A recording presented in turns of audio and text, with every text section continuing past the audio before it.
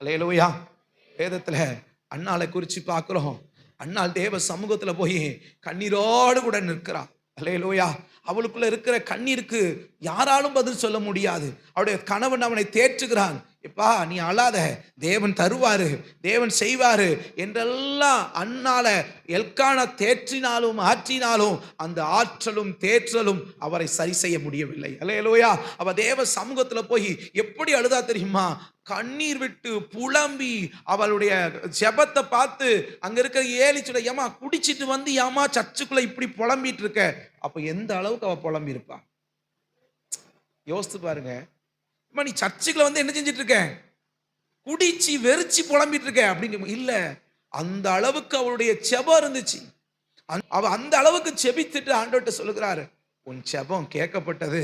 அவ அப்படி அவன் அந்த ஜெபித்து முடிச்ச உடனே அதுக்கப்புறம் அவ அழுதுதா சரித்திரமே இல்லை. அல்லேலூயா. அவருடைய முகத்தை தேவன் பிரகாசிக்க பண்ணினார். அல்லேலூயா. அவ்வளவு நேரம் துக்கத்தோடு, அவ்வளவு நாள் துக்கத்தோடு இருந்த அன்னாளின் முகத்தை கர்த்தர் ஒரு குழந்தையை கொடுத்து அவருடைய முகத்தை பிரகாசிக்க பண்ண பொழுது அன்னாள் சொல்லுகிறார், என் கொம்பை கர்த்தர் உயர்த்தினார். அல்லேலூயா. என்